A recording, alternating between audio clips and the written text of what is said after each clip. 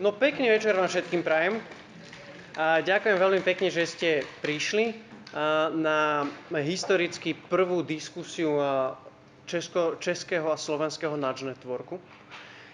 Budeme sa rozprávať o behaviorálnych vedách aplikovaných v policy makingu, v tvorbe politík a o tom, či je Slovensko na to pripravené.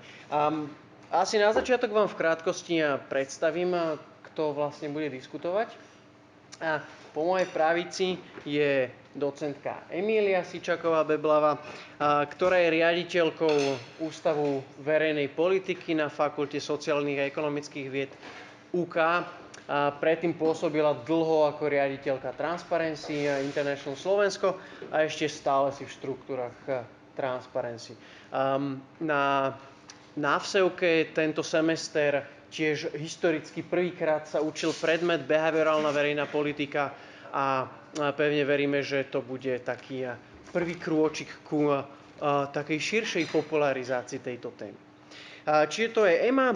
Ďalej tu máme Mareka Hlaváča. Marek je doktorand na Harvarde, venuje sa politickej ekonómii a v minulosti pôsobil ako poradca v súkromnom, v neziskovom sektore a takisto vo Svetovej banke. Ďalej tu máme Miša Cenkera. Mišo je náhradou za Samuela Arbeho, ktorý bohužiaľ musel ísť do Bruselu a poslal nám úplne plnohodnotnú náhradu, by bolo povedané. Mišo pôsobí momentálne na ministerstve vnútra v rámci operačného programu Efektívna verejná správa. Študoval medzinárodné vzťahy a sociológiu v Bratislave, v Amsterdame a má PhD zo sociálnej antropológie. No a štvrtý diskutujúci bude Juraj Bardy. Juraj je e-government advisor, ktorý sa zaoberá inováciami verejných služieb pomocou informačných technológií. Juraj sa podielal na návrhu stratégie digitálnych služieb 2020 a národnej koncepcie informatizácie verejnej správy. Predstavili sme si hostí a ja si myslím, že by bolo fajn, keďže nevieme úplne, ako veľmi ste doma v behaviorálnych vedách, aby sme si možno najskôr v skratke povedali, čo to tie behaviorálne vedy sú. Aby ďalšiu hodinu ste na nás nepozerali ako... Ja si spomínam, keď som začal chodiť na môjho mástra a prvé týždne som sedel v škole a pozeral som na tých učiteľov a absolútne som nemal šajnu, o čom rozprávajú, tak tomu by sme mohli predísť. Takže čo to vlastne sú tie behaviorálne vedy? Ema, skúsiš nám povedať, ako ty vnímaš behaviorálne vedy? Áno, už skončil semester, ale skúsim. No, v princípe pri rozhodovaní sa kedysi verilo, že máme tzv. Racionálny model, to znamená, že máme všetky informácie k dispozícii, tie si dokážeme vyhodnotiť a spraviť jedno múdre rozhodnutie. A tomu verili mnohí filozofovia, ekonómovia, dokonca aj politici, dlho. A potom sa ten model troška posunul a hovoríme, že dneska veríme v iracionálny model tvorby verejnej politiky alebo rozhodovania. A takým prvým priekopníkom toho bol pán Simon, ktorý prišiel s tým, že bola potom nositeľ Nobelovej ceny, ktorý hovoril o tom, že v princípe v našom živote pracujeme s asymetriou informácií, to znamená, že nemáme všetky informácie pri rozhodovaní a pomerne často sa rozhodujeme v neistote a pomerne často do nášho rozhodovania nevstupuje len nejaký logický kalkul a vyhodnocovanie dát, ale veľmi často sa rozhodujeme na základe emócií, ktoré máme v rámci našej psychológie, toho aj štruktúry mozgu zabudované v sebe. A existujú teda ďalšie vedné odbory, ako je psychológia alebo neurológia, ktoré vstupujú do vedy o tom, ako sa rozhodujeme. A teda už nielen ekonómia alebo matematika nám hovorí o tom, že ako sa rozhodujeme, ale v dnešnom modernom svete berieme do úvahy aj poznatky iných vied, ako hovorím, aj tej neurológie, aj tej biológie, aj tej psychológie. A trošku nám viacej hovoria o tom, ako sa človek rozhoduje v neistote, ako sa človek rozhoduje vtedy, keď fungujeme v systéme 1 aj v systéme 2, o čom sa budeme ešte rozprávať. A ako sa teda naozaj človek rozhoduje, keď je v neistote, čo je väčšina situácií. OK. Ďakujem veľmi pekne za fakt obšírne vysvetlenie toho, čo sú to behaviorálne vedy. Možno, že ako Juro, ty vnímaš behaviorálne vedy a možno z takého menej akademického pohľadu? No, prakticky behaviorálne vedy akým spôsobom ovplyvňuje to, ako sa ľudia rozhodujú, napríklad fungovanie štátu, alebo ako to ovplyvňuje blahobyt každého občana alebo úspešnosť každého podnikateľa.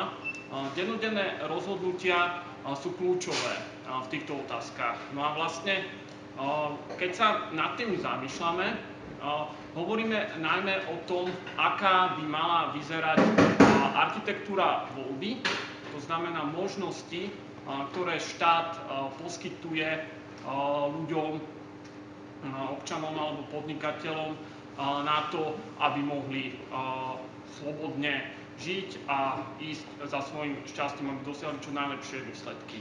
To znamená, ja som naozaj, keď o tom uvažujeme, tak rozmýšľame takto prakticky. Čiže toto je už samotná asi aplikácia tých behaviorálnych vied do nejakých rozhodnutí alebo do toho, ako by štát mohol nastavovať tú architektúru voľby. Ale možno skúsme ísť ešte trošička back to basics. A skús nám ty povedať napríklad, že naozaj, ako to ty vnímaš, lebo napríklad ja to vnímam ako jednoducho nádherný mix psychológie, ekonómie a sociológie, a tento mix sa z môjho pohľadu pozerá na ľudské rozhodnutia, to, ako sa tvoria, ako sa formujú. Ako to ty vnímaš? No, ja si myslím, že určite to ďalší mix, do toho by som pridal kybernetiku, ktorá vlastne hovorí o tom, ako fungujú napríklad rozhodovacie automaty. Tých bývalých vedných odborov je určite viac, ktoré majú ako keby čo povedať. Biológia, možno rôzne kognitívne vedy. Áno, kognitívne vedy o tom, ako fungujeme, a určite možno aj estetika, ktorá ovplyvňuje možno tie emócie, ktoré boli spomínané a ktorá vlastne motivuje ľudí, aby robili niečo alebo aby nerobili niečo. To znamená, je to naozaj áno, ako si povedal, široký záber. No a vlastne tiež behaviorálne vedy by mali byť o skúmaní týchto rozhodnutí v praxi, aké sú výsledky, čo motivovali jednotlivé rozhodnutia a podobne. To znamená, keď som na začiatku rozprával o nejakom nastavení systému voľby, ako rôzne systémy môžu viesť k rôznym dôsledkom. OK, super. Marek, možno, že ak ti nápadne jednoduchý príklad aplikácie behaviorálnych poznatkov, aby bolo jasnejšie, o čom sa tu vlastne rozprávame. Ja si dovolím začať trošku inak. Vrátim sa k niečomu, čo povedala Ema. Ema začala vysvetľovať rozdiel medzi behaviorálnou a neoklasickou ekonómiou v zmysle, že kedysi sme verili, že jednotlivci sú napríklad racionálni a dnes máme trošku sofistikovanejší pohľad. To je jeden možný uhol pohľadu. Ja by som to nevnímal až tak buď alebo.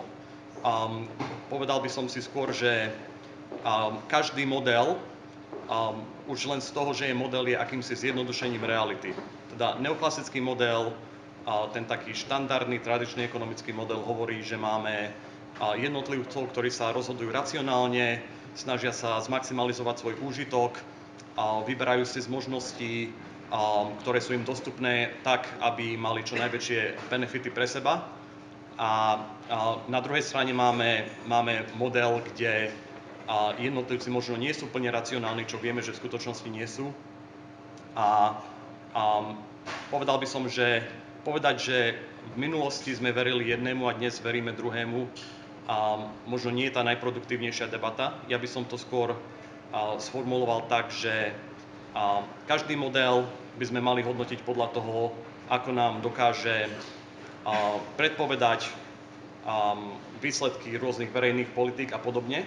A v niektorých prípadoch bude vhodnejšie predpokladať, že ľudia sú racionálni, v iných prípadoch môžeme zapracovať práve nejaké poznatky zo psychológie a podobne, aby sme nejako využili to, čo voláme behaviorálnou ekonómiou. V praxi sa behaviorálna ekonómia často spája s rôznymi verejnými politikami, ktoré napríklad majú za úlohu zvýšiť mieru sporenia. Ľudia často nesporia až tak veľa, ako by možno sami chceli, kebyže sa nad tým nejako zamyslia z dlhodobejšieho pohľadu. Vieme, že toto je dôsledkom rôznych psychologických fenoménov.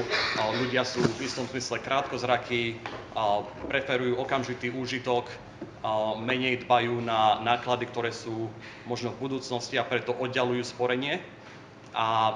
Keďže tieto poznatky z psychológie sme dokázali zapracovať do ekonomických modelov, teraz môžeme rozmýšľať nad verejnými politikami, ako sú napríklad automatické nastavenia sporenia, automaticky akýsi predvýber správneho plánu sporenia, rôzne spôsoby, ako napríklad zjednodušiť výber plánu, do ktorého sa človek chce nahlásiť a podobne. Ty hovoríš o modeloch, možno, že k tomu sa dostaneme trošička neskôr, ale jedna z výhrad tých, ktorí možno trocha záznávajú behaviorálnej ekonomie, práve že behaviorálna ekonomia nemá nejaký model toho ľudského správania. Je to veľa rôznych, nazvime to, spôsobov, ako sa rozhodujeme, veľa vecí, čo ovplyvňuje tie naše správanie, ale na rozdiel od klasickej ekonomie nemá spravený model komplexný. Ale ku tomu sa dostaneme možno neskôr. Mičo, zaznelo tu behaviorálny prístup, zaznel tu klasický prístup. Aký je teda rozdiel medzi tými dvomi, možno tak prakticky vzato? Čo znamená behaviorálny prístup ku problému podľa teba? Alebo ako to ty vnímaš, čo znamená taký klasický prístup ku problému? Možno, že budem taký diablov advokát teraz, ale pre mňa osobne pozerám sa na behaviorálnu vedu, alebo vedy, a respektíve behaviorálny prístup k nejakej metodológii zberu dát, ako čosi, čo podľa mňa existovalo už aj v minulosti, že to nie je niečo tak nové, ako by sa mohlo zdať, že to je. A teda osobne si nie som celkom istý, či to vôbec nazývať behaviorálna veda alebo behaviorálne vedy, vzhľadom na to, že to vlastne tento prístup používa metodológiu psychológie alebo ekonomie alebo iných vedných odborov, ktoré vlastne existujú nejaký čas. Skôr možno ako keby upriamujú pozornosť týchto už existujúcich vedných odborov na nejakú partikulárnu oblasť ľudského správania alebo nejakých spoločenských procesov, ktoré by sme mohli nejak tak zahrnúť pod ten výraz behaviorálny alebo nejakú ľudskú interakciu alebo ľudské správanie.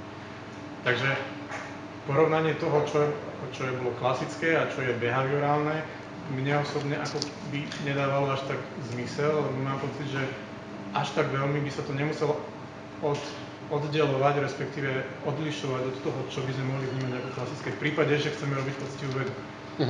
V prípade, že teda ja s nejakým antropologickým backgroundom sme to videli tak skôr Môžeme skúsiť zabudnúť na vedu teraz. Skúsme sa pozrieť na reálne problémy. Alebo reálne otázky, ktoré ty riešiš v rámci tvojej práce, v rámci toho, čo vy robíte, reálne problémy na úrovni štátu. A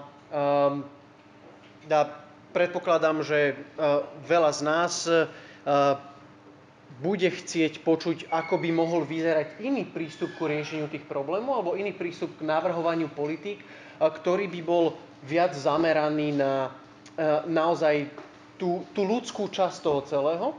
A možno, že to teraz tak úplne nefunguje.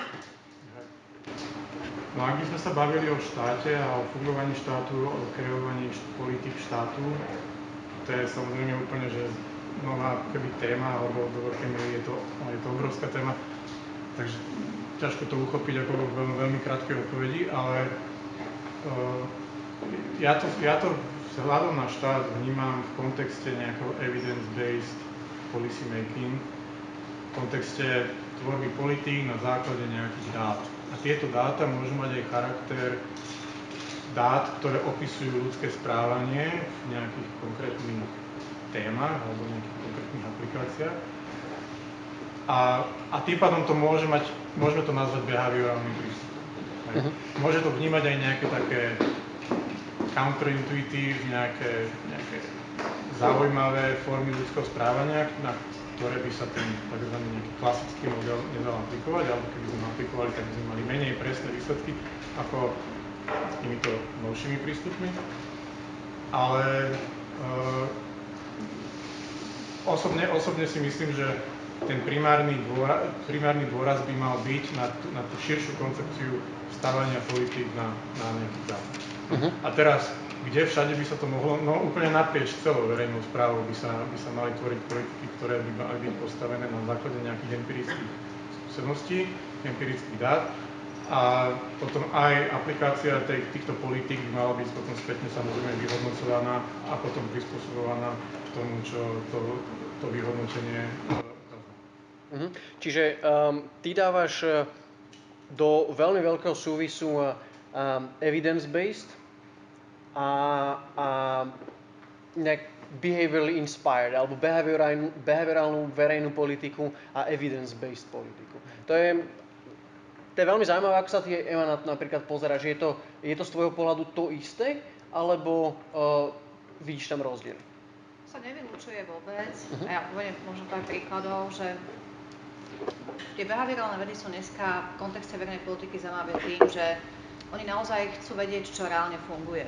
Aká politika prináša tie efekty, ktoré očakávame, respektíve povedzme, že je účinná. A na to áno, môžeme používať povedzme experimenty, máme kontrolnú skupinu a experimentálnu skupinu a vidíme, keď použijeme dva odlišné dizajny tej istej politiky, ktorá je účinnejšia, ktorá je menej účinná. Čiže ak to tak teraz spojím s tým, čo hovoril pred chvíľočkou kolega, tak máme dáta, ktoré nám ukazujú, ako je účinná nejaká politika, porovnáme to a povieme, že teda vyberieme si model A alebo dizajn A, lebo je účinnejší ako dizajn B. Čiže v tomto kontexte áno, tá dnešná veda pri uvažovaní o tom, aké politiky má zmysel presadiť, strašne veľa toho pilotuje to v rôznych dizajnoch a zistuje cez experimenty, evidence-based policy, čo reálne je účinné a čo nie a snaží sa nielen pochopiť, čo je účinné, a hlavne vysvetliť, prečo je nejaká intervencia účinná, prečo nie je účinná. A myslím si, že tento prístup, okrem toho, o čom dneska rozprávať, si vyžaduje, že strašne veľa pilotov, strašne veľa peňazí a aj očakávanie mnohých neúspechov a aj prijatie toho, že mnohé typy experimentov budú neúspešné a mnohé aj budú, sa dá použiť vo verejnej politike naprieč, ale teraz si povedať asi, že čo by mohlo byť cieľom. Myslím si, že už vôbec pri manažmente verejného sektora je veľmi použiteľná, napríklad v personálnej politike. To znamená, že pri výbere ľudí do verejnej správy mnohé poznania z behaviorálnych vied sa dajú použiť. Uvediem veľmi jednoduchý príklad. Kognitívne vedy alebo behaviorálne vedy nás učia, že pri posudzovaní nás okolo používame rôzne kritériá, nie vždy povedzme veľmi objektívne, často je to sympatia, nesympatia, kto je ako oblečený, čo vyžaruje. A takéto kritériá sa často uplatňujú aj pri výberovom konaní, kedy jednoducho časť výberových konaní podľa môjho názoru väčšina vo verejnej správe dneska prebieha v podobe rozhovoru. A teda aj kde si podvedome cez afektívny systém spracovávame to, čo na nás vysiela ten človek, ktorý príde na výberové konanie.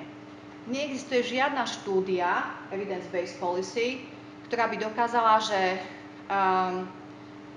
pohovory ako nástroj výberu zamestnancov zabezpečujú vyššiu výkonnosť ako iné metódy výberu zamestnancov. A teda to poznanie neskôr, ten konsenzus je, že ľudia vo verejnej správe sa nemajú vyberať cez pohovory, ale sa ten proces výberu ľudí má objektivizovať cez testy, ktoré overia nie to, ako vyzeráme, ako sme sympatickí, ale či tie kompetencie, ktoré ja očakávam od daného človeka v tej verejnej správe, naozaj má.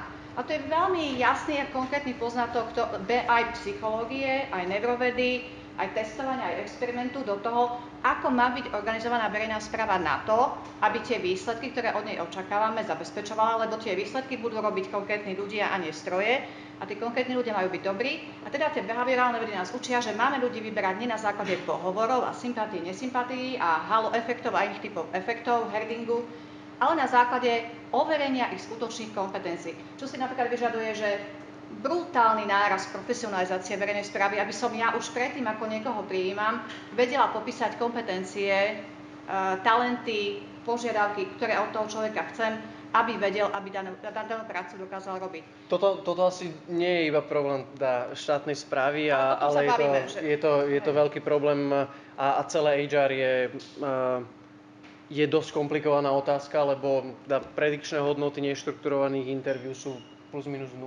Čiže si môžem hodiť mincov a povedať, či toho človeka beriem alebo neberiem. Marek, skúsiš nám povedať možno zo pár príkladov, ako aplikácie týchto behaviorálnych vied niekde inde vyzerali? Aplikácie do naozaj tvorby politik. Lebo my sme teda počuli a rozprávali sme sa o súvise medzi evidence-based a behaviorálnymi politikami. Ako si ty povedala, ono sa to vôbec nevylučuje, ono sa to práve veľmi doplňa. A ja budem veľmi rád, ak sa potom budeme rozprávať o tom, že či behaviorálne vedy vo verejnej politike nie sú nejakou ešte nadstavbou nad to evidence-based. Lebo spôsob, akým to ja vnímam, je, že máme evidence-based a ten design a práve do toho dizajnu zapájame tú behaviorálnu stránku. Ale skúsim teda povedať, že či ti napadajú nejaké prípady, keď to bolo aplikované? Tak použijem jeden taký učebnicový a jeden menej učebnicový príklad. Jeden úplne taký štandardný príklad, ktorý sa všade uvádza, je napríklad darovanie orgánov. Vieme, že keď sa pozrieme naprieč Európou, rôzne krajiny majú rôzne miery ľudí, ktorí ako dobrovoľníci sú ochotní darovať svoje orgány v prípade, že napríklad utrpia autohaváriu. A v niektorých krajinách máme povedzme 80% ľudí, ktorí sú takíto dobrovoľníci, v iných krajinách je to 5%. A zhodou okolností jediný rozdiel medzi krajinami, kde je jedna situácia versus druhá, nie je kultúra, nie je to vzdelanie, je to len to, či je prednastavená voľba toho, či niekto bude alebo nebude zapísaný do zoznamu darcov. Teda ak napríklad jedným z cieľom verejnej politiky je mať dostatočne veľa darcov orgánov, úplne jednoduchá vec, čo môžeme urobiť, je prednastaviť darovanie orgánov ako ten taký default a dať ľuďom možnosť vybrať si to, že by darcami neboli. Ak máme naopak situáciu, kde štandardne nie sú zapísaní ako darcovia, ľudia zvyčajne si nedajú tú námahu, aj keď možno by inklinovali osobne byť darcami, aby sa zapísali na zoznam. To je jeden taký učebnicový príklad niečoho veľmi jednoduchého, čo by taký štandardný ekonomický model nepredvídal, pretože podľa štandardných ekonomických modelov, ak predpokladáme racionalitu, tak by nemal byť žiadny rozdiel, ak by náklady neboli odlišné v krajinách medzi tým, či sa niekto zapíše alebo nezapíše do zoznamu v krajine A versus v krajine B. Druhý taký možno nedávnejší príklad, ktorý sa ešte do učebníc tak veľmi nedostáva, je to, ako napríklad môžeme motivovať jednotlivcov, aby sa zúčastnili sociálnych programov, prípadne očkovania, iných preventívnych intervencií. Jeden z bežných spôsobov, ako toto môžeme robiť, je subvenciami. Môžeme dotovať imunizáciu. Ak budete imunizovaní voči chorobe X, dáme vám 5 eur a dáme 5 eur každému, kto sa nechá zaočkovať. Jeden zaujímavý poznatok, na čo sa nedávno prišlo, toto je práca skupiny Behavioral Insights Team, čo je vlastne skupina založená v 2010 z polovice neziskovou organizáciou a z polovice britskou vládou, zistili, že možno lepším spôsobom, ako motivovať ľudí zúčastňovať sa takýchto programov, je lotériou. A namiesto toho, aby sme povedali, ak sa zaočkujete, dáme vám 5 eur a povieme, ak sa zaočkujete, budete mať šancu vyhrať nejakú vysokú sumu. Budete mať síce malú pravdepodobnosť, že túto sumu vyhráte, ale pretože ľudia sa psychologicky sústredia na perspektívu veľkej výhry, tak sú ochotní ísť do takéhoto programu, hoci možno predpokladaný náklad štátu na takúto motiváciu bude menší. Čo si myslím, že je ten taký veľmi, veľmi zaujímavý, veľmi nový poznatok. Juraj, niečo, možno antipríklad, ak máš aj zo Slovenska.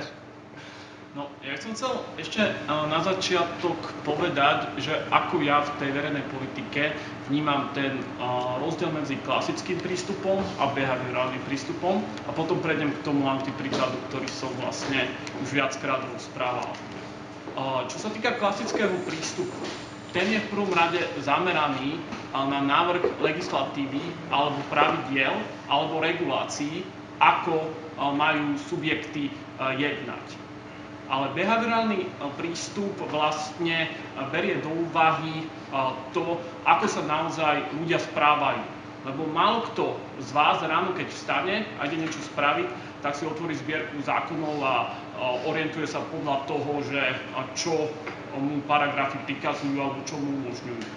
Skôr je to o tom, či už ako občan alebo podnikateľ, že každý má kopec povinností, a čo ho napríklad zaujme, tak to spraví prvé, alebo je tam ako viacero takýchto vecí. To znamená, ak tí, ktorí navrhujú tú verejnú politiku, berú do úvahy človeka komplexne a nesústredia sa len na priame znenie toho zákona, ale sústredia sa na celé to okolie, to znamená, sústredia sa napríklad formulár, ako vyzerá, aké písmo je použité a potom vlastne si dokážu vyhodnotiť úspešnosť jednotlivých rôznych dizajnov, vtedy sa správame alebo vtedy používame behaviorálny prístup.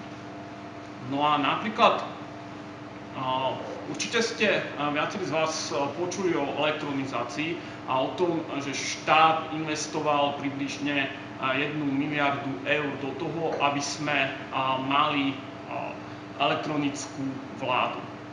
Táto elektronická vláda sa nevyužíva tak, ako by sa mohla. Jej potenciál stále nie je dosiahnutý a jeden z dôvodov je ten, že pri vybavovaní občianskych preukazov, ktoré majú slúžiť ako ten elektronický kľúč alebo prístup ku kontu toho občana podnikateľa, vždy, keď sa mení občiansky, tak je potrebné urobiť voľbu, nahlásiť systémom opt-in, že chcem, aby som mal ho aktivovaný na použitie v elektronickom svete. Ak si takúto voľbu nevyberiem, ten občiansky, hoci má čip, funguje ako klasický neinteligentný občiansky. Tipnite si, koľko ľudí sa rozhodlo preto, aby si takýto občiansky aktivovali. Bolo vydaných týchto nových občianských už vyše 1,5 milióna. Ja viem odpoveď, ja nebudem typovať. Bolo to 6%. A 94% ľudí, ktorí majú nové občianske preukazy, nemôžu s nimi vlastne robiť nič elektronické.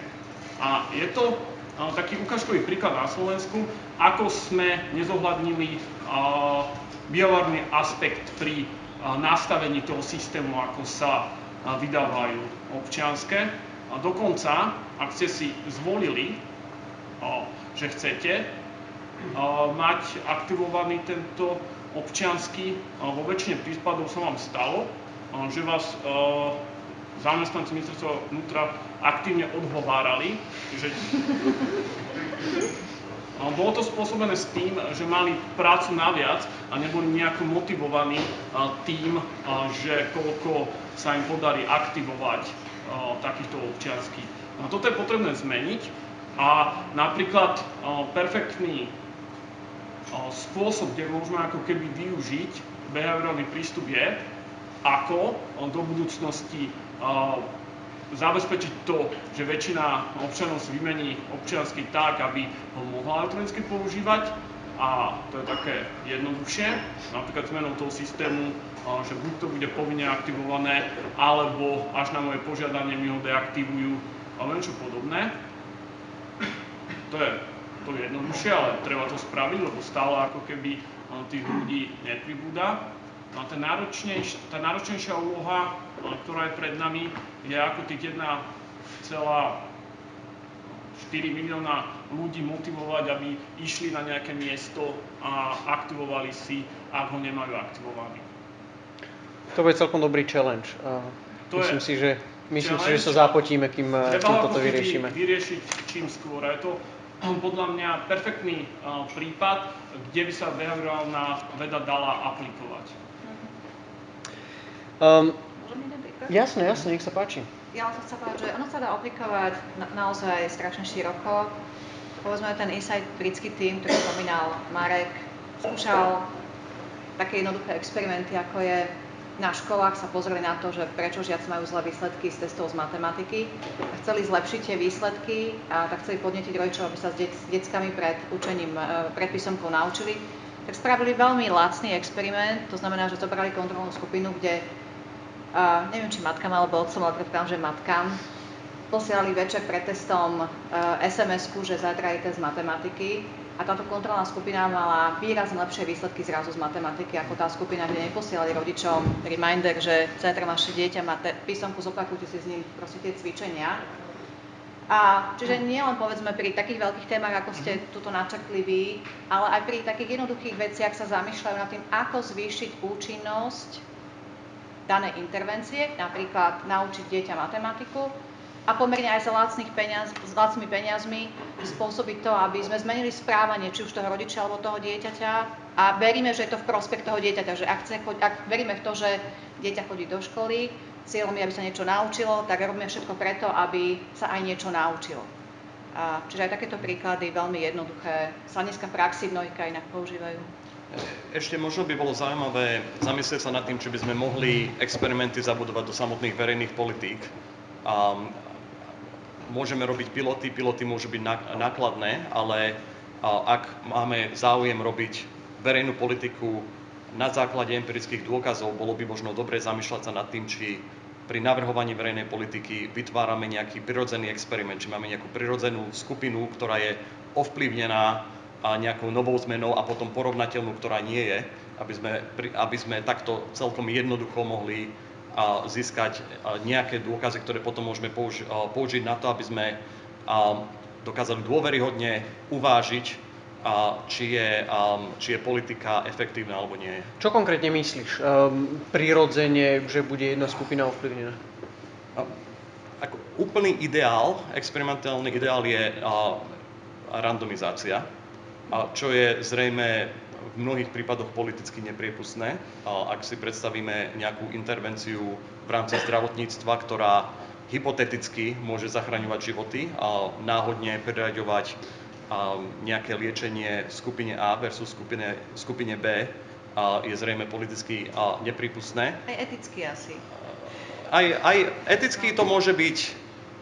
Eticky si viem predstaviť ten argument, že by išiel oboma smermi. V tom zmysle, že ak naozaj nevieme, do akej miery je niečo efektívne, tak človek si môže povedať, že skúšame niečo, čo nemáme overené. Takže viem si predstaviť argument aj na tú druhú stranu. Ale určite by tá námietka bola vznesená. Ale ak máme napríklad, neviem teraz si vymyslieť príklad na mieste, ale povedzme, že zavádzame istý druh kanalizácie do obce A a nie do obce B a snažíme sa zistiť, že čo to spraví s akýmsi blahobytom v obci. Ak sú obci porovnateľné, tak jedna môže byť akousi prirodzenou kontrolnou skupinou pre druhú. Mne napadá, určite ste o tom niektorí počuli, tiež Behavioral Insights tým, čo robil, a oprav ma, ak nemyslíš na to isté, ale snažili sa behaviorálnymi vedami inšpirované intervencie na úradoch práce, aby si ľudia našli rýchlejšie prácu a efektívnejšie našli prácu a vyskúšali to úplne prirodzene na 1-2 úradoch práce a až keď sa ukázalo, že to bolo efektívne, tak potom to rozšírili do celej krajiny. Ale tuto už ideme do naozaj veľkých detailov, tam sa dostaneme za chvíľku, ale Martin Fielko zvykol hovoriť, že na Slovensku nefungujú základné ekonomické veci a že podľa neho je prískoro na to, aby sme išli do behaviorálnej ekonomie. Súhlasíte s tým?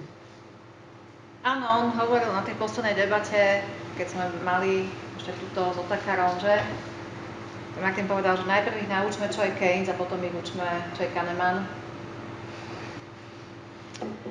A ja si myslím, že sa dajú robiť aj paralelne niektoré veci experimentálne. Ten svet proste sa od toho Keynesa strašne posunul a už vieme aj veľa od toho Kahnemana, že čo sa dá robiť a čo sa nedá robiť.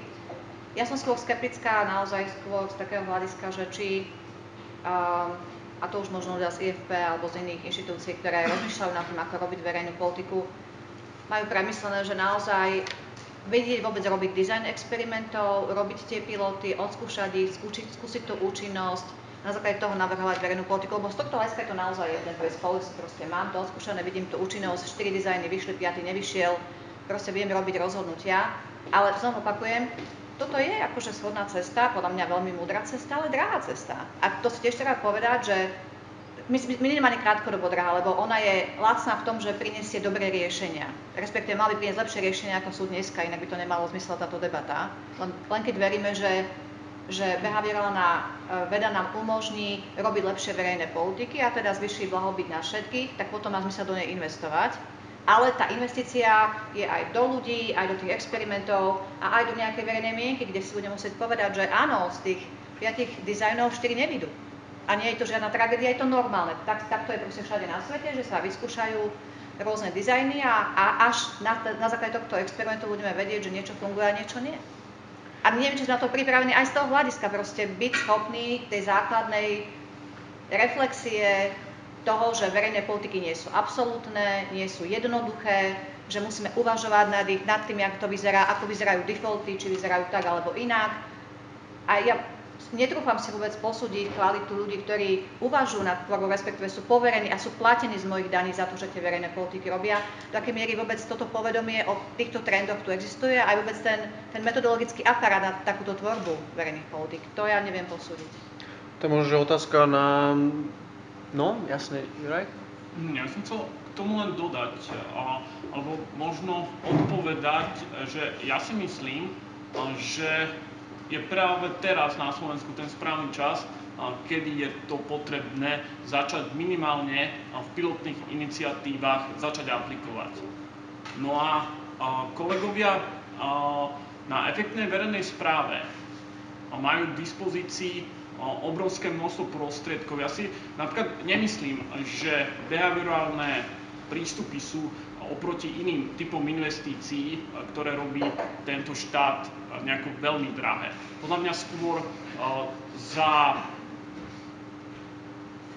nízke náklady ten efekt dokáže byť obrovský.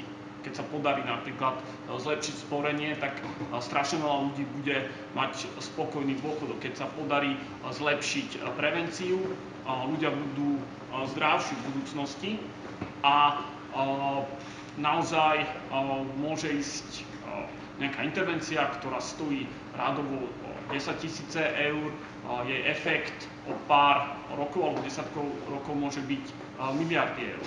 Je to až takýto rozdiel v tom. Čo sa týka tej efektívnej verejnej správy, mnohí isto viete, že v súčasnosti Európska komisia dala Slovensku k dispozícii relatívne tiež veľký balík prostriedkov na to, aby zlepšil fungovanie jednotlivých sektorov ekonomiky. No a keď sa pripravuje nejaký projekt, musí sa nastaviť najprv tzv. Reformný zámer, čo je nejaký plán alebo výber strategického prístupu, ako ten jednotlivý sektor zlepšiť, aké nástroje, aké opatrenia pri tom použiť. No a je to taký formulár a jednou z tých zaškrtávacích políčok je aplikácia behaviorálnych prístupov pre zlepšenie politiky. A on je vlastne nejakým spôsobom odporúčaný, aby si ho každý zaškrtol. Mnohí si ho zaškrtnú bez toho, aby vedeli samozrejme, že o čo ide, ale aspoň prvú motiváciu tam máme. A teraz čo s tým? Je potrebné zvýšiť povedomie a tu napríklad veľmi dobre funguje Európska komisia, ktorá vypracovala tzv. Behavioral Toolkit pre úradníkov a každá krajina, všetci zamestnanci verejnej správy majú k nemu prístup a môžu sa začať aj samovzdelávať moderným spôsobom elektronicky, ale môžu si krajiny organizovať aj školenia s využitím materiálov, ktoré vlastne sú takto k dispozícii a môžu sa vzájomne inšpirovať, pretože čo najviac funguje učiť sa od tých, ktorí už niečo dokázali. No a Slovensko má tú výbornú pozíciu, teda skvelú štartovaciú pozíciu, pretože tých, čo niečo dokázali, je už relatívne veľa. Napríklad v tej Británii ten Behavioral Insights Team, ktorý už bol spomínaný, to znamená, existujú už niekoľkoročné skúsenosti a čakať nejako ako keby ďalších 10 rokov, kým budeme na to viac zrelí, sa mi zdá príliš neskoro.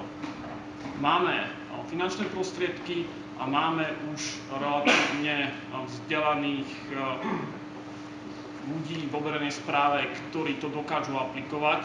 To znamená, začať sa dá už aj teraz. Chcete niečo dodať? Lebo z môjho pohľadu je veľmi fajn, že teda aj ľudia zo štátnej správy tam vidia nejakú pridanú hodnotu, ale asi málo čo sa stane, pokiaľ tam nebudú vidieť pridanú hodnotu naozaj tí decision makeri, ktorí sú hore, ktorí sú vysoko. A ja som sa tak zamýšľal nad tým, že či možno oni sú na to pripravení, lebo občas sa mi zdá, že nie sú pripravení ani na samotné evidence-based. A veľmi som sa smial, keď som išiel v aute a bol nádherný príklad toho, ako nemenovaný minister práce si overil svoju hypotézu, že veľmi veľa ľudí nechce pracovať a ako dôkaz povedal, že bol na 2 veľtrhoch práce a videl dlhé rady ľudí, ktorí čakali iba na to, aby dostali pečiatku, že si hľadali prácu. A pokiaľ toto je evidence-based, tak podľa mňa to máme trošička pomýlené. No a pokiaľ, no povedzte mi, že či teda vy si myslíte, že tá potreba robiť evidence-based tu je a či nevnímate robenie evidence-based na základe nejakých behavioral insights ešte ako keby nadstavbu toho evidence-based. Či sme na to pripravení? Či oni sú na to pripravení? No, podľa mňa súhlasím s tebou, že je tu viacero úrovní, prostredníctvom ktorých by sme sa mali na túto celú otázku evidence-based alebo aj behavioral insights pozerať, a teda politická úroveň je samozrejme jedna z nich. Druhá vec je možno, že nejaká obsahová alebo aj administratívna, byrokratický aspekt tejto problematiky, do akej miery existujú nejaké kapacity v rámci štátu, aby sa vôbec nejaké takéto politiky alebo táto metodológia mohla na úrovni štátu realizovať. A teda Juraj už to isté predstavil náš operačný program, ktorý teda jeden z cieľov má budovať alebo vytvárať kapacity štátu na to, aby vedel, aby mal záujem takýmto spôsobom pristupovať k tvorbe politik, a teda aby tam aj robili ľudia, ktorí ich dokážu vytvárať vhodným spôsobom a aj vyhodnocovať vhodným spôsobom a potom samozrejme prispôsobovať ďalej. A teda v rámci operačného programu Efektívna verejná správa je záujem tú efektívnu verejnú správu budovať do tej miery, do akej sa budovať na Slovensku dá. To je zase ten politický rozmer postupu. A napríklad je plán vybudovať analytické jednotky na všetkých ústredných orgánoch štátnej správy, napríklad podporiť tie, ktoré už existujú, vybudovať nové na tých ministerstvách, kde nie sú. Je plán optimalizovať procesy v rámci inštitúcií verejnej správy s cieľom znižovať náklady a zvyšovať ten output inštitúcií, aby teda aj služby štátu boli efektívnejšie a boli aj adresnejšie voči občanom. Budujú sa klientské centrá po Slovensku, ktoré by mali priniesť služby štátu bližšie k občanom na okresných úradoch. Nechcem robiť nejaký marketing ministerstvu. Hovorím to preto, lebo teda tam robím, nie, že by som... Všetky tieto veci majú svoje... Sú to evidentne veci, ktoré by mohli priniesť potom pozitívnu zmenu. Uvidíme, akým spôsobom sa to bude realizovať, samozrejme. Behaviorálnych vedách a poznaní? Nie, majú prínos pre občana, alebo pre spoločnosť, akože sú to pozitívne iniciatívy. A teda na margo toho, tvojej otázky, do akej miery je štát ochotný alebo má potenciál vôbec pristupovať alebo zamýšľať sa nad tým, že by tvoril politiky, ktoré by boli efektívne a ktoré by boli ako pre občana nejakým spôsobom prospešné. Tak ja si myslím, že je tam aktuálne nejaké prostredie, aspoň malé prostredie, ktoré má záujem vytvárať tento základ taký, aby sme sa dostali na tú úroveň, kde môžeme pristupovať k tvorbe politik aj cez behaviorálny prístup. Takže istým spôsobom odpovedám teda aj na tú otázku, či to je akoby nejaká nadstavba. Moje osobné vnímanie behaviorálneho prístupu je, že je to istým spôsobom partikulárna oblasť a tým pádom je to istým spôsobom nadstavba. Takže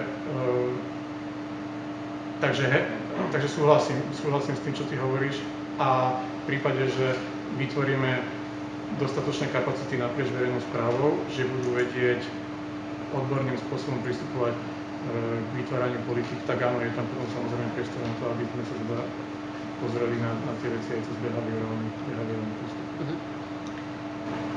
No, samozrejme, že vo finále tí decizori nebudú byrokrati v rámci štruktúr verejnej správy, ale sú to jednotliví ministri, ktorí proste vo finále rozhodnú a oni udávajú tón a je to podľa mňa legitímne toho, ako to ministerstvo vyzerá a čo bude robiť. V súčasnej vládnej koalícii nevidím žiadneho človeka, ktorý sa na tej politickej úrovni vyzná v behaviorálnej vede.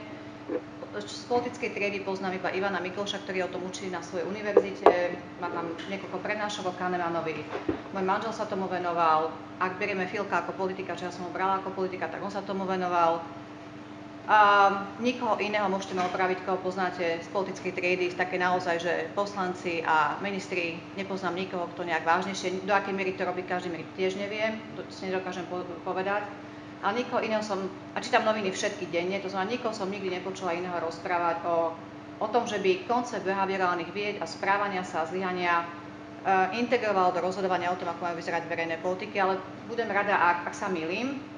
Pre mňa osobne, paradoxne, najväčšiu pridanú hodnotu v šírení myšlienky behaviorálnych vied robí Otakar Horák a myslím si, že denník N spravil pre túto krajinu viacej ako akýkoľvek iný minister dneska na Slovensku a akákoľvek IFP alebo akákoľvek iná analytická jednotka v rezortoch, lebo denník N je jediný, ktorý má dneska, že každý deň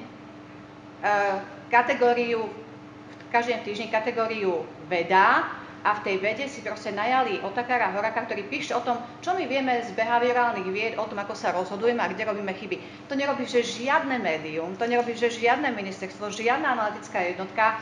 A nielen to, že to Otakar píše, ale ja ho čítam každý deň a viem, že to píše tak, aby aj ten Kažimír, aj Kaliňák, aj Žitňanská, aj Procházka, aj Beblavý, ktokoľvek si to číta, si to mohol pochopiť.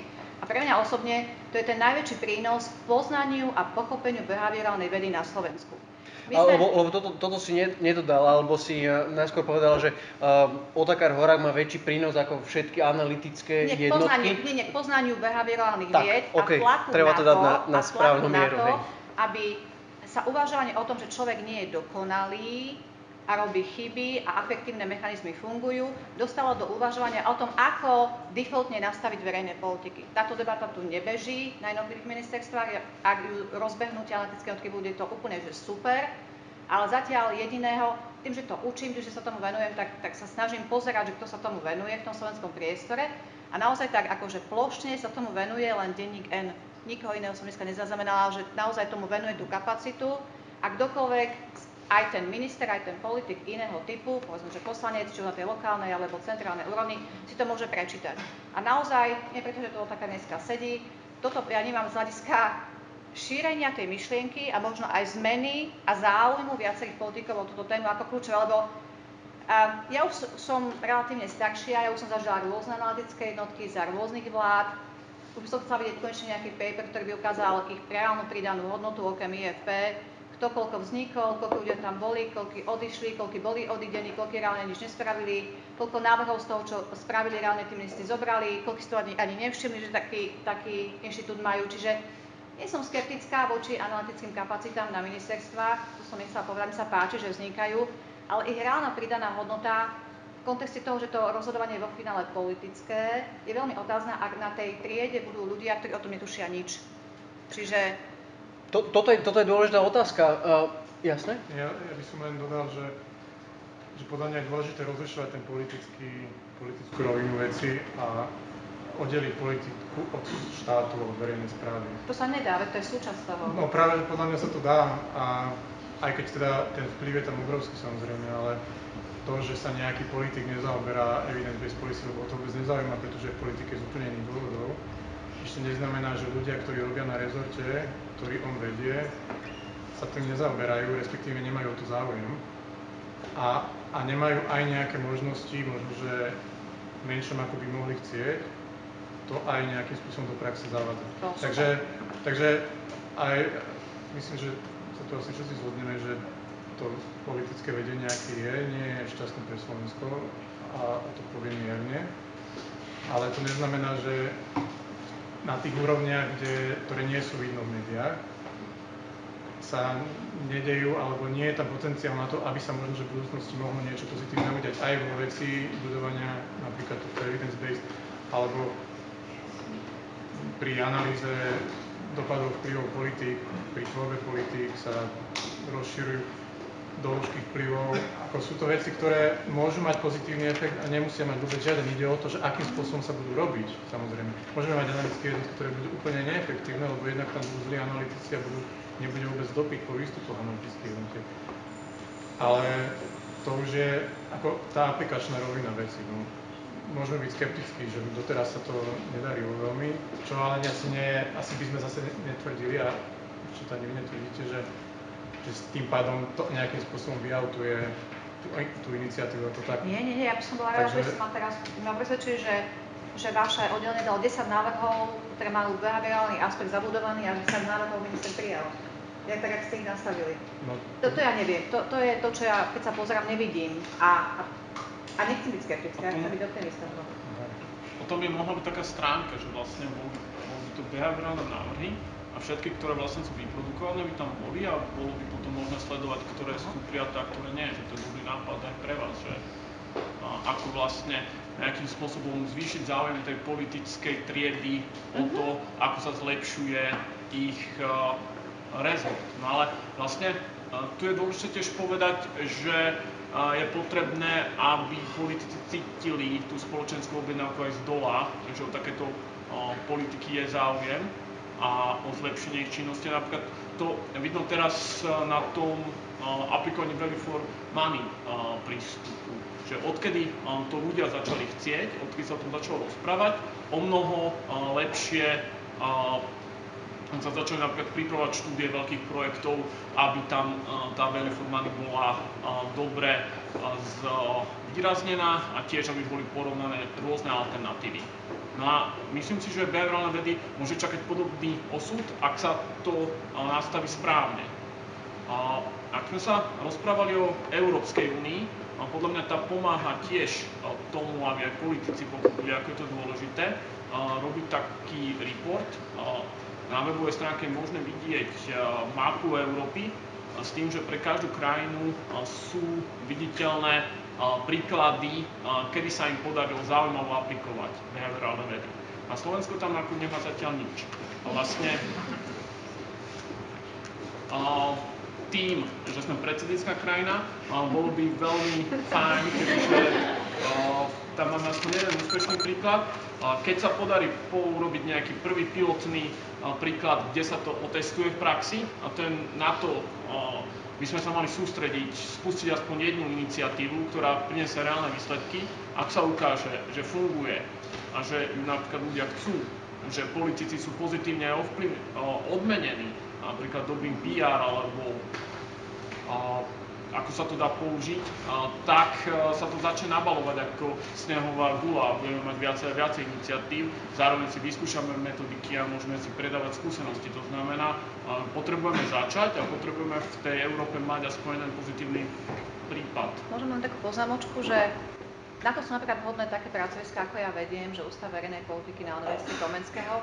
A ja som vypísala minulý rok 3 diplomové práce na experimenty a vďaka takýmto kolegovi sme ich zrealizovali niektoré.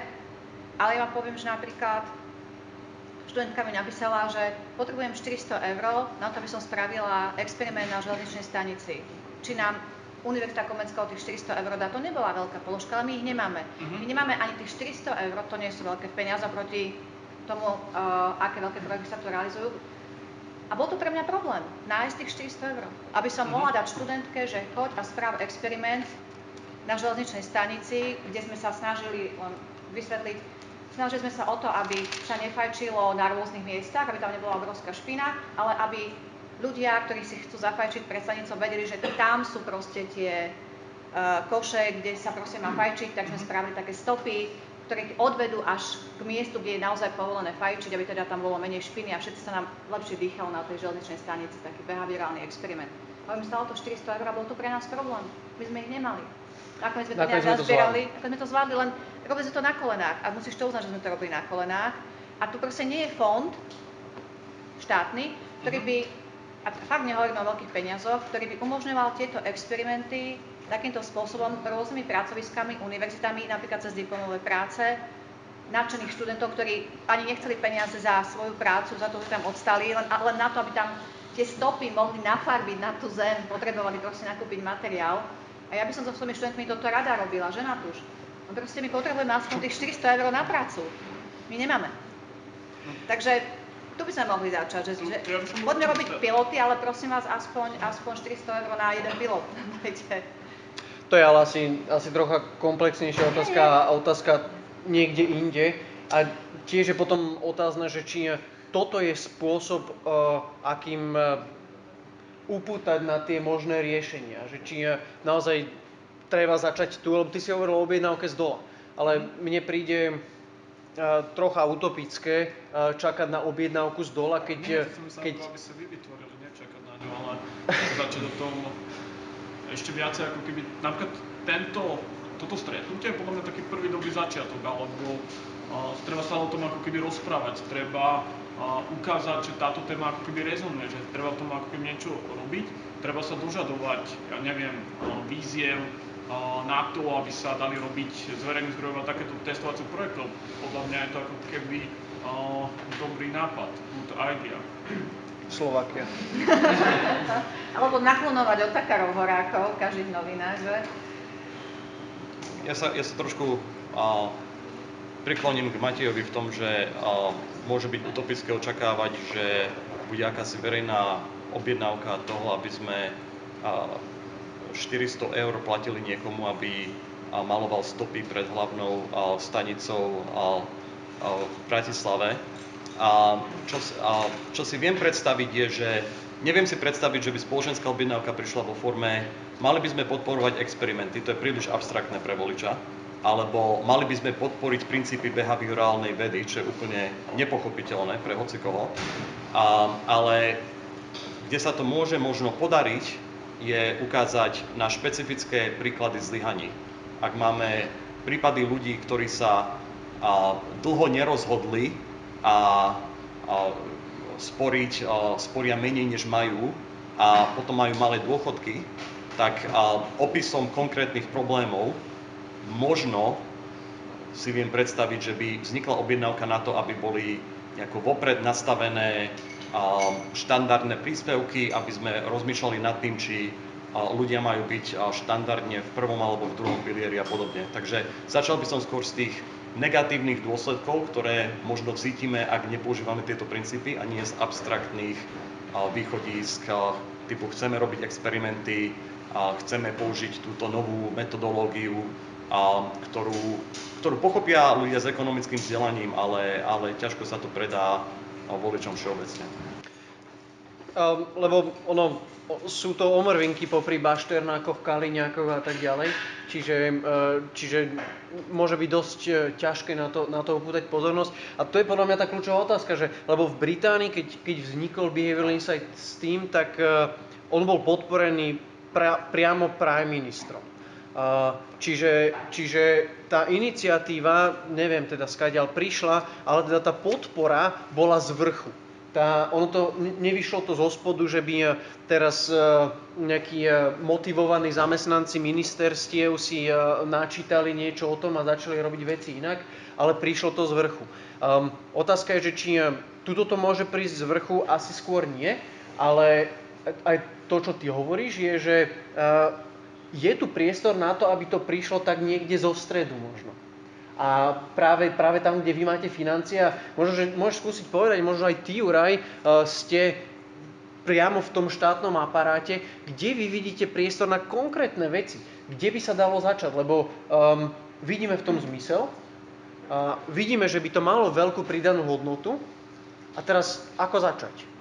Čo spraviť, aby možno boli tie prvé lastovičky, kde by sa dalo ukázať, tak toto sa stalo lepšie, toto sme dokázali zmeniť, poďme to robiť širšie.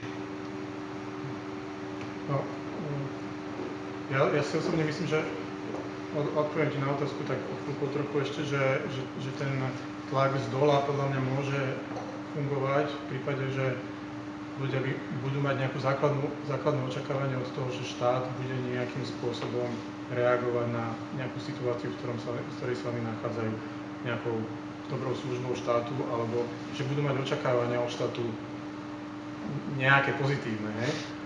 Že v Anglicku je pravda, že prišlo to zhora vlastne, vytvorenie tohto BIT, ale ľudia si vlastne zvolili tú reprezentáciu politickú, ktorá to zhora vlastne nejakým spôsobom vytvorila. V prípade, že by si na Slovensku ľudia zvolili reprezentáciu, ktorá by mala takýto mindset, tiež by to potenciálne mohlo prísť hore. Ale nezvolili si ju, takže je potenciál v budúcnosti, respektíve ak sa môžeme baviť o tom tlaku z dola, tak teda o tlaku občanov, ktorí by mali záujem o to, aby štát fungoval lepšie. Ja myslím si, že ten počet ľudí narastá, ktorí majú záujem o to, aby štát fungoval lepšie. A ako hovorí teda Juraj, aj diskusie tohto typu alebo aktivity tohto typu majú asi zmysel. No ale tá mezoúroveň, čo si ty načrtol, pracovať vo vnútri v štáte, pre mňa osobne to má zmysel, aj keď je to teda veľmi náročné a vnútra to môže byť ešte náročnejšie, ako to vyzerá zvonku. Ale nemyslím si, že sa to nejakým iným spôsobom dá, ako iba kombináciou toho, že občan bude mať záujem o to, aby žil v lepšej krajine a zároveň alebo s lepším štátom žil v jednej krajine a zároveň ľudia, ktorí robia v tom štáte, v tom štátnom aparáte, pomáhali tomu občanovi sa dopracovať k tým službám, ktoré by chcel mať. Takže ak je konkrétne, čiastočne ja som niektoré iniciatívy som spomenul. Osobne si myslím, že dobré analytické jednotky majú zmysel, ktoré by vytvorili dopyt aj u tej politickej reprezentácie, ktorá bude rešpektovať tú analytickú jednotku a bude mať záujem o to, aby aby jej tie podklady dávalo, tak ako IFP si do istej miery vytvorilo, alebo teda bolo jej umožnené, aby mohla existovať v tej suverenite voči politikom, tak neviem, v ich prípade to bola aj istá súhra okolností, ktorá im to umožnila asi takýmto spôsobom fungovať. Keď boli tie štrajky učiteľov, tak aj na ministerstve školstva zrazu sa objavila potreba mať niečo ako inštitút vzdelávacej politiky, pretože neexistovali žiadne štatistiky o tom, ako vlastne je to školstvo na tom. A IFP dodávalo najprv tie štatistiky a potom teda IVP to začalo robiť. A takýmto spôsobom asi aj ostatné rezorty skôr či neskôr, ja neviem, ale tak snáď pociťujú potrebu toho, že dáta sú nevyhnutné na to, aby nejaká dobrá politika mohla vzniknúť. Ale o tom sme sa už rozprávali, že tie behaviorálne prístupy sú ako keby nadstavba, lebo jedna vec je mať dáta a druhá vec je mať alebo robiť nejaké intervencie, ktoré budú inšpirované tými poznatkami z behaviorálnych vied. Lebo jedna vec je mať teda analytické tímy na všetkých ministerstvách, ale a ja poznám ľudí, ktorí robia v tých analytických tímoch, sú to strašné hlavičky, matfizáci, výborní finančníci, výborní matematici, ale nemajú šajnu, čo je to behaviorálna ekonomia. Keď mám poznámku, my sme boli spolu v septembri v Londýne na jednej konferencii, takej veľkej behaviorálnej, a tam teda robil to z veľkej časti práve tento behaviorálny tím britský. A my sme si potom tam sadli s nimi, teda ja som sa s nimi rozprávala. A oni dneska chodia po krajinách, ktoré si ich volajú, a oni vytrénovávajú ľudí, ako sú IFP, a robia tie experimenty už nielen v tej Británii, len niekto ich musí pozvať. Niekto musí povedať, že áno, chceme, aby to takto bolo tiež. Pôjdeme do toho Londýna, napíšeme e-mail, sadneme si, dohodneme spoluprácu. To není veda, to je proste, že chcem, idem a robím, no. Tí ľudia tu sú a robia to aj v iných krajinách. Ja si myslím, že práve to teraz bude vznikať. Ako sme sa rozprávali, začínajú sa spúšťať prvé projekty v rámci toho ich programu Efektívna verejná správa, kde sa všade explicitne teda uvádza, že sa budú využívať behaviorálne metódy, treba potom sledovať naozaj, či sa využívajú, kde sa tiež je tam zakomponovaný ten prvok výmeny skúseností, to znamená, bude podľa mňa možné práve volať takých ľudí ako z BIT. No a treba potom sledovať tých realizátorov, čo to naozaj robia. To je vlastne to, že bolo by úplne fajn, kebyže celá táto komunita má záujem na tom, že sa táto verejná správa zlepšuje, a keď už je v praxi nejaký projekt, aby prinášal naozaj takéto výsledky. Pretože ten effort alebo tá snaha, ktorá bude venovaná do zlepšenia verejnej správy v najbližších 3 rokoch, je bezprecedentný. Ešte podľa mňa nikdy sa tak komplexne nad tým neuvažovalo, ešte nikdy nebolo k dispozícii toľko zdrojov a je len na tejto krajine, ako ich dokáže využiť. No a ja som sa ešte pristavil k jednej veci, a to znamená vzniku tej Nudge Unit v Británii, lebo ja si nemyslím, že ona vznikla úplne zhora, že to bol nápad práve ministra, čo ja viem ako keby o ich histórii. Je o tom skvelá kniha, teraz vyšla, myslím si, že pred pol rokom, Nudge Unit, kde vlastne oni hovoria o tom, ako začali, koho to bola prvotná idea, aké potom dosiahli úspechy v praxi. Tak tiež to bolo o tom, že bolo potrebné tú politickú garnitúru presvedčiť Camerona o tom, že to niečo, o čom by mal uvažovať. A pri tomto presvedčaní vznikol aj jeden aspekt, ktorý potom strašne pomohol celému tomu úspechu. A to bolo to, že fungovanie tejto jednotky bolo časovo obmedzené s tým, že to mal byť sám o sebe experiment. Relatívne oni investovali do toho 500 000 britských libier s tým, že teraz neviem presne, či to bol rok alebo 2, že ak do tohto času nedosiahnu výsledky, budú zrušení. To znamená, podobný spôsob by mohli zvoliť aj tie analytické jednotky tu. Že keď tá analytická jednotka vznikne za nejakým mandátom a nič nezlepší, tak nejakým spôsobom bude zrušená a tým pádom je tá analytická jednotka o mnoho viacej motivovaná k tomu, aby dokázala na jednej strane presvedčiť verejnosť, presvedčiť napríklad aj politikov o tom, že má zmysel, to znamená lepšia prezentácia výstupov, častejšie napríklad tlačové správy a podobne a tiež kvantifikácia tých výsledkov musí byť lepšia a potom sa už nebudeme baviť, že napríklad o niektorých sme o žiadnom ich výstupe nepočuli, ale budeme ich mať v prehľade na webovej stránke a môžeme potom vidieť, či sú aplikované v praxi alebo nie. A vlastne aj takto by sa to aj tu dalo nastaviť a nič nám tu nebráni, je to vlastne len na politikoch a občanoch v tejto krajine, aby si ten systém takto ako nastavili. A teda ten Behavioral Insight s tým za ten rok či dva dokázal priniesť štátu asi 300 miliónov libier naspäť, len tým, že efektívnejšie začali vyberať dane.